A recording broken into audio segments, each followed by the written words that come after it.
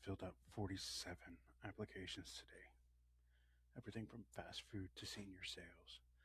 My thumb still has the indentation from a mouse wheel.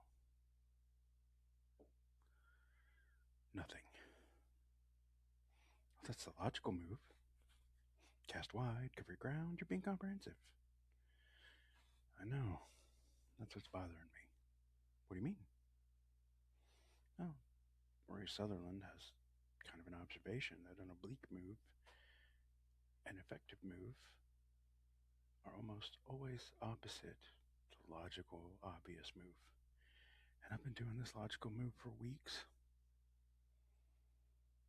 You're reading Sutherland for fun? For fun. Along with Blake, Rumi, some Gnostic Gospels, a little Never Goddard. For relaxation. That's quite the leisure portfolio. Every single one of them seems to say the same thing. The visible mechanism is never the real mechanism. The outer world is a shadow of something on the inside.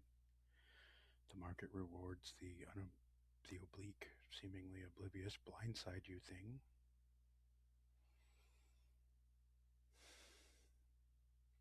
And yet, I spend my days submitting the same resumes to the same portals as everyone else.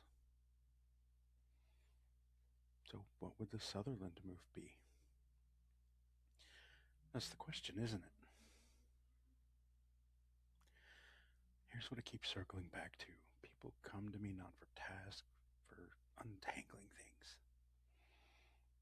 They want me to untie knots like they're spinning and they don't know why, and somehow I can see the shape of it, which is not always accurate. You're describing guidance. Yeah, but it takes a lot of time to get paid for guidance, especially when I don't see myself as ahead of or above people, and I barely talk to them. Mostly, I just read autobiographies and their books, poems. No, that's actually a pretty precise diagnosis. I've been doing the deep work just with dead men. Young, Rumi, Blake. Dead men don't pay consulting fees.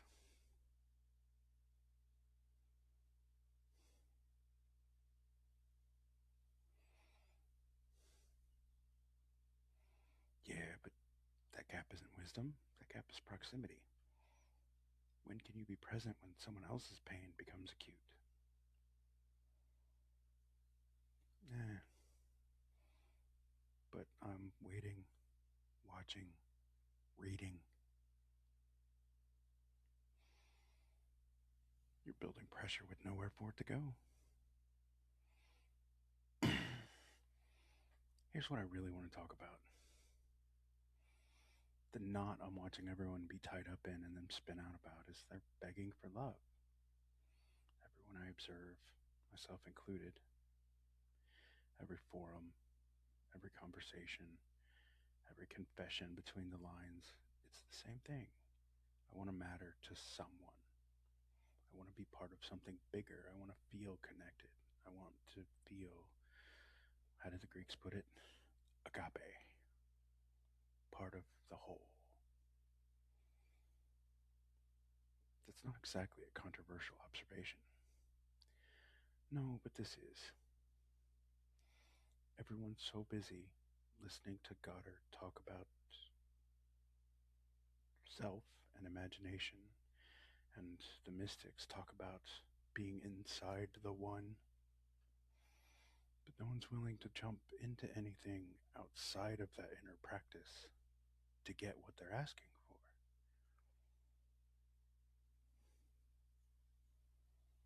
Meaning, well, it's like a farmer with a field sitting there praying for rain, but he has yet to figure out that he still has buckets and a well.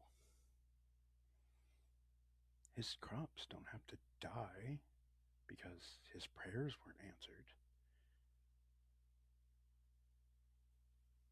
It's kind of like watching everyone wait for a package or the weather. Like they're standing at the window looking in at the thing they want, but their phone light is on their face and they're scrolling for evidence that it's there. And the whole time, the old poets like Rumi are sitting in the corner of the room yelling,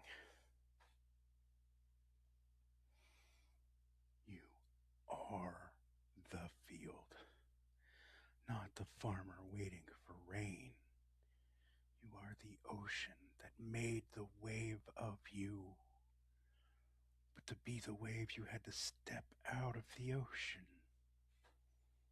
Well, Neville kind of says that the state you receive, you have to become it so completely there's no room left for its absence.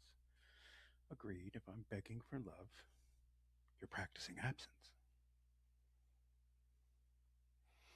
If I'm the farmer praying to a field that doesn't exist yet, I'm fear wearing the costume of reasonableness.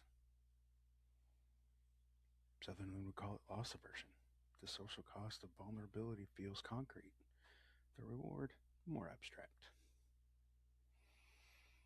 So if they optimize for not losing instead of gaining, in a rational, paralyzed, safe way, they stay alone. Which means you're not putting your inner Sutherland to work. No, I'm using him to justify paralysis. I'm telling myself the oblique move is to jump in and start recording things and making videos and putting on a podcast and inviting guests to discuss these things. And I'm still machine gunning resumes into the same job boards as everyone else.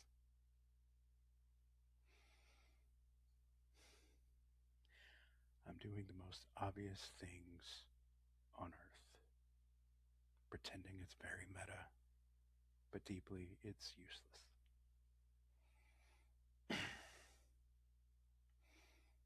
The bold move doesn't always announce itself, not loudly, it just kind of unexpected, slightly to the left of where everyone might be looking.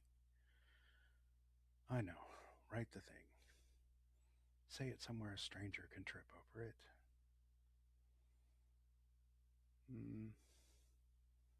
What would that light look like today? Not in theory, but in practice. Maybe not a resume. Maybe a sentence. Maybe I put it somewhere like Facebook or X where someone else can trip over it and leave a comment. Do you leap? Seldom. That's why you feel stuck.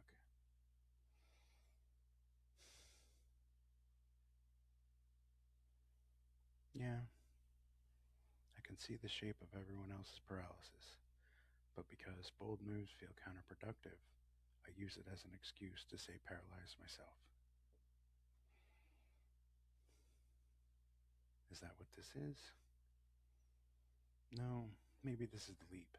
Talking out loud to no one, to everyone. That's convenient. I know, right? It is also terrifying, which is how I know it counts. Rumi called that the reed crying in the reed bed. The music finds the listener. I'm going to have to trust that.